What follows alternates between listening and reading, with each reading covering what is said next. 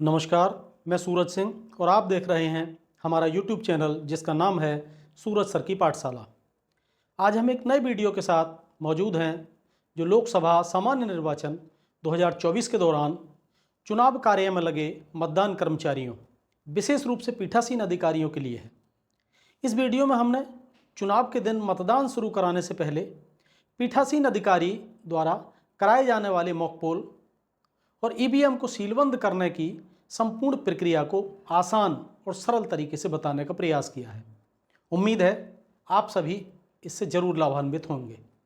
तो आइए जानते हैं मॉक पोल और ईवीएम को सीलबंद करने की पूरी प्रक्रिया के बारे में। इस प्रक्रिया को जानने से पहले आपको ईवीएम को समझना होगा। जो ईवीएम आपको वोटिंग कराने के लिए प्रदान की जाएगी उसके 3 भाग होंगे। पहला भाग कंट्रोल यूनिट, दूसरा भाग बैलेट यूनिट और तीसरा भाग वीवीपैट के रूप में आपको मिलेगा। कंट्रोल यूनिट के 3 भाग होते हैं जिनमें एक कैंडिडेट सेक्शन, दूसरा रिजल्ट सेक्शन और तीसरा बैलेट सेक्शन। कैंडिडेट सेक्शन पहले से ही सीलबंद होगा, उसके साथ आपको कुछ नहीं करना है। आपका संबंध रिजल्ट सेक्शन और बैलेट सेक्शन से रहेगा। रिजल्ट सेक्शन का ऊपरी कवर खोलने के बाद आपको 4 बटन दिखाई देंगे। एक क्लोज बटन, दूसरा रिजल्ट बटन, तीसरा क्लियर बटन और चौथा प्रिंट बटन। मॉक पोल करने के दौरान आपको क्लोज, रिजल्ट और क्लियर बटन का ही उपयोग करना है। इसे ही CRC करना कहा जाता है। आपको प्रिंट बटन का बिल्कुल भी प्रयोग नहीं करना है। मतदान के दिन सुबह को निर्धारित समय पर मॉक पोल की प्रक्रिया को शुरू करने से पहले आपको कंट्रोल यूनिट, बैलेट यूनिट और वीवीपैट मशीन को उनमें लगे हुए केबल और कनेक्टर की मदद से आपस में जोड़ना होगा। इसके लिए आपको सबसे पहले बैलेट यूनिट में लगी हुई केबल के कनेक्टर को वीवीपैट में लगाना है। इसको लगाने के लिए आपको वीवीपैट के पिछले भाग के कनेक्टर कंपार्टमेंट को खोलना होगा और इसके अंदर दिए गए सॉकेट में बैलेट यूनिट के केबल का कनेक्शन करना होगा। ये कनेक्टर लगाते समय आपको इस बात का विशेष ध्यान रखना है कि सॉकेट का लाल रंग का भाग कनेक्टर के लाल रंग के भाग की तरफ और काले रंग का भाग काले रंग की तरफ रहना चाहिए। बैलेट यूनिट का केबल वीवीपैट के साथ जोड़ने के बाद आप वीवीपैट के कनेक्टर कंपार्टमेंट के बाहरी कवर को बंद कर देंगे। इसके बाद आपको वीवीपैट को कंट्रोल यूनिट के साथ कनेक्ट करना है। इसके लिए आपको कंट्रोल यूनिट के पीछे के ऊपरी भाग में लगे हुए कवर को खोलना होगा और वीवीपैट में लगी हुई केबल के कनेक्टर को ठीक उसी प्रकार लाल रंग के साथ लाल और काले के साथ काला भाग मिलाते हुए वैसे ही कनेक्ट करना होगा जैसे कि बैलेट यूनिट को वीवीपैट के साथ कनेक्ट किया गया था। अब ईवीएम के तीनों भाग आपस में जुड़ चुके हैं। ईवीएम के तीनों भागों को आपस में जोड़ने के बाद आपको इन तीनों को व्यवस्थित करके रखना है। इसके लिए आपको बैलेट यूनिट और वीवीपैट को मतदाताओं द्वारा वोट करने के लिए बनाए गए वोटिंग कंपार्टमेंट में सेट करके रखना है और कंट्रोल यूनिट को पीठासीन अधिकारी या PO3 की टेबल पर सेट करके रखना होगा। लेकिन ये सभी कार्रवाई पूरी कर लेने के बाद भी आपको मॉक पोल करने से पहले एक काम और करना है और वो काम है कंट्रोल यूनिट की पावर को ऑन करना। लेकिन कंट्रोल यूनिट की पावर को ऑन करने से पहले आपको वीवीपैट के पीछे की ओर लगी हुई काले रंग की नॉब को वर्किंग मोड में लाना जरूरी है। काले रंग की गोल आकृति की ये नॉब वीवीपैट के पीछे के भाग की ओर लगी होगी और नॉन वर्किंग मोड में पड़ी अवस्था में यानी जमीन के समानांतर दिखाई देगी। आपको इस नॉब को घड़ी की सुई की विपरीत दिशा में यानी 45 डिग्री घुमाकर खड़ी अवस्था में करना होगा। अब ये वर्किंग मोड में आ चुकी है। इसके बाद आप कंट्रोल यूनिट के पावर सेक्शन में लगी हुई स्टील के पावर बटन को ऑन करके ईवीएम मशीन को मॉक पोल के लिए रेडी कर सकते हैं। जैसे ही आप इस पावर स्विच को ऑन करेंगे वैसे ही आपको एक लंबी बीप की आवाज़ सुनाई देगी और कंट्रोल यूनिट की डिस्प्ले स्क्रीन पर लाल रंग से मशीन का विवरण प्रदर्शित होने लगेगा और साथ ही वीवीपैट मशीन से 7 पर्चियाँ प्रिंट होकर निकलना शुरू हो जाएंगी। यह इस बात का संकेत है कि हमारी ईवीएम प्रॉपर काम कर रही है। वीवीपैट से प्रिंट होकर निकली हुई इन पर्चियों को मॉक पोल के समय गिनती में नहीं लिया जाएगा। कंट्रोल यूनिट की डिस्प्ले पर मशीन की सभी सूचनाएं प्रदर्शित होने में कुछ वक्त लगेगा। इस दौरान आप वीवीपैट मशीन के ड्रॉप बॉक्स के साइड कवर को खोलकर उसमें गिरी हुई 7 सैंपल पर्चियों को निकाल लेंगे और खाली ड्रॉप बॉक्स वहां मौजूद पोलिंग एजेंट्स को दिखाकर इस बात के लिए आश्वस्त कर लेंगे कि ड्रॉप बॉक्स में अब कोई पर्ची शेष नहीं बची है। इस समय तक आपकी कंट्रोल यूनिट के डिस्प्ले पर ईवीएम इज रेडी लिखकर आ चुका होगा। इसके बाद आप वहां मौजूद पोलिंग एजेंट्स को ये दिखाने के लिए कि इस मशीन में कोई वोट मौजूद नहीं है, आप CRC यानी क्लोज, रिजल्ट और क्लियर करने की कार्रवाई करेंगे। इसके लिए आप सबसे पहले कंट्रोल यूनिट के रिजल्ट सेक्शन में मौजूद क्लोज बटन को दबाना होगा। आपके ऐसा करने से मशीन के डिस्प्ले बोर्ड पर मशीन से संबंधित कुछ सूचनाएं प्रदर्शित होंगी और अंत में डिस्प्ले पर पोल क्लोज लिखकर आ जाएगा। इसके बाद आपको रिजल्ट बटन को दबाना होगा। रिजल्ट बटन को दबाने के बाद मशीन की डिस्प्ले पर कैंडिडेट वाइज वोट प्रदर्शित होने लगेंगे और सभी प्रत्याशियों के रिजल्ट दिखाने के बाद डिस्प्ले पर जैसे ही एंड लिखकर आ जाए तब उसके बाद आपको क्लियर बटन दबाना होगा। जैसे ही आप क्लियर बटन दबाएंगे वैसे ही मशीन की डिस्प्ले पर डिलीटिंग पोल वोट्स लिखकर आ जाएगा और मशीन एक लंबी बीप की आवाज़ करेगी। इसके साथ ही सारे वोट डिलीट हो चुके होंगे और अंत में मशीन 0 वोट दिखाने लगेगी और साथ ही मशीन कैंडिडेट वाइज भी 0 वोट दिखाने लगेगी। इस प्रक्रिया में कुछ वक्त लगेगा और बाद में जब मशीन की डिस्प्ले पर एंड लिखा हुआ आ जाए तब आपको मॉक पोल शुरू करने से पहले टोटल बटन दबाना होगा। इस पर मशीन टोटल पोल्ड वोट्स 0 होने का मैसेज प्रदर्शित करेगी, जिसे आप वहां मौजूद सभी पोलिंग एजेंट्स को दिखाकर उन्हें इस बात के लिए आश्वस्त कर देंगे कि अब मशीन में कोई वोट मौजूद नहीं है। इसके बाद आप मॉक पोल की कार्रवाई शुरू करेंगे। मॉक पोल के लिए आपको कुल 50 वोट डलवाने होंगे। मॉक पोल के दौरान आपको ये 50 वोट बैलेट यूनिट में नोटा सहित प्रत्येक उम्मीदवार के पक्ष में कम से कम 1 वोट डलवाकर पूरे किए जाने अनिवार्य हैं। इसके लिए आप कंट्रोल यूनिट के बैलेट बटन को दबाकर कमांड देंगे। आप द्वारा कमांड देते ही कंट्रोल यूनिट की ऊपर की ओर लगी हुई लाल रंग की बिजी लाइट जल जाएगी और उसी के साथ बैलेट यूनिट की हरे रंग की रेडी लाइट भी जल जाएगी। ये इस बात का संकेत है कि अब मशीन वोट डालने के लिए पूरी तरह तैयार है। इसके बाद आप वहां मौजूद एजेंट्स में से किसी एक को किसी भी एक उम्मीदवार के पक्ष में वोट डालने को कहेंगे। बैलेट यूनिट में एजेंट द्वारा जैसे ही किसी प्रत्याशी के चुनाव निशान के सामने का नीला बटन दबाया जाएगा वैसे ही हरे रंग की रेडी लाइट बुझ जाएगी और नीले बटन के सामने की लाल रंग की एरो लाइट जल जाएगी और उसी समय वीवीपैट में 7 सेकंड के लिए संबंधित प्रत्याशी के चुनाव चिन्ह छपी हुई एक पर्ची प्रदर्शित होगी। इसके बाद एक लंबी बीप की आवाज़ के बाद कंट्रोल यूनिट की लाल रंग की बिजी लाइट बुझ जाएगी। इसका अर्थ यह है कि आपका वोट सफलतापूर्वक पड़ चुका है। आपको इसी प्रक्रिया को अपनाते हुए मॉक पोल में नोटा सहित कुल 50 वोट डलवाने हैं। इस प्रक्रिया के दौरान किस कैंडिडेट को कितने वोट डाले गए हैं इसका विवरण पीठासीन अधिकारी को अपने पास लिखते भी रहना है। मॉक पोल के 50 वोट डलवाने के बाद पीठासीन अधिकारी को कंट्रोल यूनिट का टोटल बटन दबाकर डाले गए कुल वोटों की संख्या ज्ञात करनी है और यह संख्या वहां मौजूद एजेंट्स को भी दिखा देनी है। इसके बाद आपको क्लोज बटन दबाकर मतदान समाप्त करना है। क्लोज बटन दबाने के बाद जब मशीन की स्क्रीन पर क्लोज्ड लिख कर आ जाए उसके बाद आपको रिजल्ट बटन दबाकर एजेंटों को प्रत्याशीवार डाले गए वोटों की संख्या दिखानी है।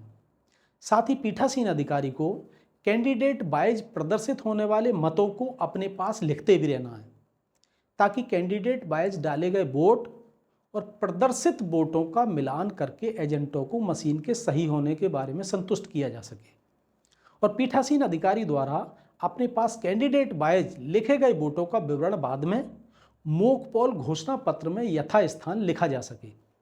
कंट्रोल यूनिट मशीन में रिजल्ट दिखाने के बाद पीठासीन अधिकारी को तुरंत ही क्लियर बटन नहीं दबाना है क्योंकि कोई एजेंट उससे संतुष्ट नहीं भी हो सकता है।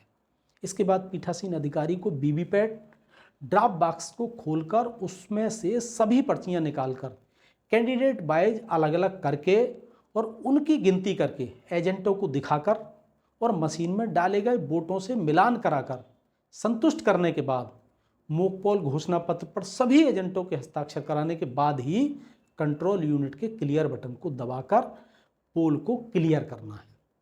कंट्रोल यूनिट पोल क्लियर करने के कुछ समय लेगी। इस समय के दौरान पीठासीन अधिकारी वीवीपैट के ड्रॉप बॉक्स से निकाली गई सभी पर्चियों के पीछे की ओर मॉक पोल की मुहर लगाने का काम कर लेंगे। आपको मतदान सामग्री के साथ एक काले रंग का लिफाफा प्राप्त होगा। आप उस लिफाफे के एक तरफ उसी के आकार का एक सादा सफ़ेद कागज़ पहले से ही चिपका कर रख लें ताकि उस पर आवश्यक विवरण आसानी से लिखा जा सके। आप उन सभी पर्चियों को इस काले रंग के लिफाफे में बंद करके लिफाफे के ऊपर अपनी मोहर लगाकर लिफाफे को पिंक पेपर सील से सील कर देंगे। साथ ही पीठासीन अधिकारी और मतदान अधिकारी उस काले लिफाफे और पिंक पेपर सील के ऊपर अपने हस्ताक्षर करेंगे और लिफाफे के ऊपर मतदान केंद्र का नाम और संख्या, लोकसभा क्षेत्र का नाम और संख्या और मतदान की तारीख के साथ ही अंग्रेजी के स्पष्ट अक्षरों में mock poll VVPAT paper slip अवश्य ही लिख देंगे। इसके बाद इस सीलबंद लिफाफे को पीठासीन अधिकारी मतदान सामग्री के साथ प्राप्त हुए प्लास्टिक के पारदर्शी डिब्बे में रखकर बंद करके उसके ऊपर भी पिंक पेपर सील लगाकर उसे सील बंद कर देंगे। इस प्लास्टिक के डिब्बे को पीठासीन अधिकारी को अन्य सामग्री से अलग रखना है, क्योंकि मतदान समाप्ति के बाद सामग्री जमा करते समय इस प्लास्टिक के डिब्बे को अलग से मशीन के साथ जमा कराया जाता है। मॉक पोल की इस पूरी प्रक्रिया को अपनाने के बाद वास्तव में वोटिंग शुरू कराने से पहले आपको जो अगला काम करना है वह है कंट्रोल यूनिट और वीवीपैट के ड्रॉप बॉक्स को सील बंद करने का। तो आइए अब जानते हैं कंट्रोल यूनिट और वीवीपैट के ड्रॉप बॉक्स को सील बंद करने की पूरी प्रक्रिया के बारे में। ईवीएम को सील करने की प्रक्रिया के बारे में जानें उससे पहले आपसे गुजारिश है कि यदि मॉक पोल से संबंधित वीडियो का ये भाग आपको अच्छा लगा हो तो वीडियो को लाइक करें, अपने मित्रों और परिचितों को शेयर करें और अगर अभी तक आपने हमारे इस चैनल को सब्सक्राइब नहीं किया है तो चैनल को सब्सक्राइब करने के साथ ही बेल आइकन को ज़रूर दबा दें ताकि आने वाले नई वीडियो का नोटिफिकेशन आपको तुरंत मिल जाए। तो चलिए लौटते हैं अपने मूल विषय पर और जानते हैं कंट्रोल यूनिट की सीलिंग के बारे में। कंट्रोल यूनिट को सीलबंद करने से पहले आपको सबसे पहले जो काम करना है वह है इसकी पावर बटन को ऑफ करना। पावर बटन को ऑफ करने के बाद आपको कंट्रोल यूनिट के रिजल्ट सेक्शन को खोलना है और इससे इनर पार्ट जिसमें 2 छेद बने हुए हैं उसमें ग्रीन पेपर सील डालनी है, जैसा कि आप स्क्रीन पर देख पा रहे हैं। लेकिन यहाँ ध्यान रखने वाली महत्वपूर्ण बात यह है कि जो ग्रीन पेपर सील आपको इस पार्ट में लगानी है उस पर पीठासीन अधिकारी और वहाँ मौजूद पोलिंग एजेंट्स अपने हस्ताक्षर अवश्य कर दें। साथ ही पीठासीन अधिकारी को उस ग्रीन पेपर सील के ऊपर लिखा हुआ क्रमांक अपने पास लिखकर भी रख लेना है। ग्रीन पेपर सील को इनर पार्ट में इस प्रकार डालना है जिससे कि उस पर लिखा हुआ अंग्रेजी का ए अक्षर ऊपर की तरफ रहे और उस पर अंकित पिंक कलर का निशान नीचे वाले छेद की सीध में आना चाहिए। इसके बाद इस इनर पार्ट को बंद करके हल्के से दबाकर सही तरीके से फिट कर देना है। इतना कर लेने के बाद आपको जो अगला काम करना है वह है इस इनर पार्ट को स्पेशल टैग से सील बंद करने का। इसके लिए आपको इस इनर पार्ट में दिए गए छेद में धागा डालकर गांठ लगा देनी है और धागे के बाहरी सिरे को स्पेशल टैग में बने हुए छेद में डालकर वहाँ भी गांठ लगा देनी है, जैसा कि आप स्क्रीन के ऊपर देख पा रहे हैं।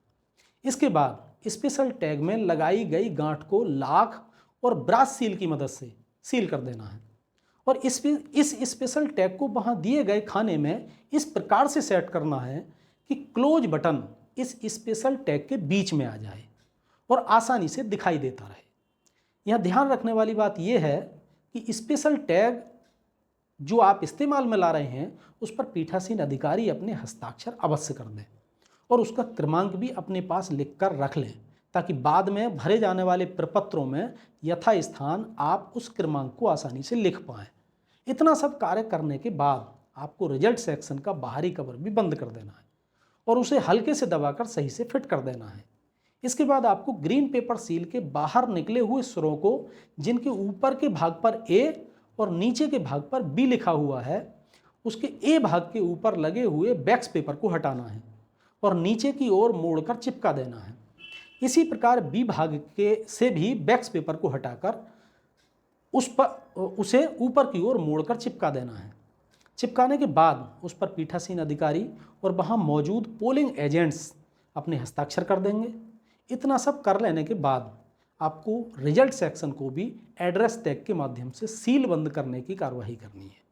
इसके लिए सबसे पहले आपको रिजल्ट सेक्शन के बाहर की ओर दिए गए छेद में धागा डालकर गांठ लगा देनी है और धागे के बाहरी सिरे को एड्रेस के छेद में डालकर वहां भी एक गांठ लगाकर उस गांठ को भी लाख और ब्रास सील का उपयोग करके सीलबंद कर देना है। ध्यान रहे कि आप जिस एड्रेस टैग का इस्तेमाल कर रहे हैं उस पर पहले से ही मतदान से संबंधित समस्त प्रविष्टियों को अंकित कर देना बहुत जरूरी है और साथ ही इस एड्रेस टैग के क्रमांक को भी पीठासीन अधिकारी अपने पास लिखकर रख लेंगे। इसके बाद आपको पिंक पेपर सील लेनी है जिसके 2 भाग होंगे और जो वैक्स पेपर पर चिपकी हुई होगी और उसके एक हिस्से पर QR कोड छपा हुआ होगा। आप इस पिंक पेपर सील के एक हिस्से को वैक्स पेपर हटाकर उसे कंट्रोल यूनिट के रिजल्ट सेक्शन और बैलेट सेक्शन के बीच के हिस्से में इस प्रकार से चिपका देंगे जिससे कि वे दोनों के कॉर्नर को कवर कर ले। ध्यान रहे कि QR कोड ऊपर की तरफ रहना चाहिए।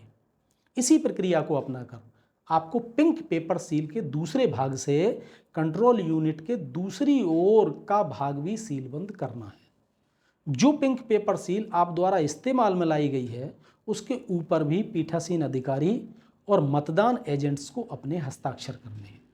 पीठासीन अधिकारी इस पर अंकित क्रमांक को भी अपने पास लिखकर रख लेंगे। अब आपकी कंट्रोल यूनिट पूरी तरह से सीलबंद हो चुकी है, लेकिन अभी आपको मतदान प्रारंभ नहीं कराना है क्योंकि अभी आपके द्वारा वीवीपैट के स्लिप कंपार्टमेंट को सीलबंद करने का कार्य बचा हुआ है। इसके लिए आप वीवीपैट के खाली स्लिप कंपार्टमेंट के बाहरी कवर को खोलकर वहां मौजूद एजेंट्स को दिखाकर उसके खाली होने के प्रति उन्हें पूरी तरह से आश्वस्त कर देंगे। इसके बाद आप बाहरी कवर को बंद करके हल्का सा दबाकर उसकी जगह पर फिट कर देंगे और उसमें दिए गए दोनों छेदों में धागा डालकर गांठ लगा देंगे और धागे के बाहरी सिरे को एड्रेस टैग के छेद में डालकर वहां भी गांठ लगा देंगे और इस गांठ को भी लाख और ब्रास सील की मदद से सीलबंद करने का कार्य करेंगे। जिस एड्रेस टैग को आप द्वारा इस्तेमाल में लिया जा रहा है उस पर आपको मतदान से संबंधित सभी सूचनाएं पहले से ही भरकर पूर्ण कर लेनी है। साथ ही पीठासीन अधिकारी को उस एड्रेस टैग के क्रमांक को भी अपने पास लिखकर सुरक्षित रख लेना। अब आपकी ईवीएम मतदान के लिए पूरी तरह से तैयार है। इसके बाद आप कंट्रोल यूनिट के पावर बटन को ऑन करके मतदान प्रारंभ करा सकते हैं।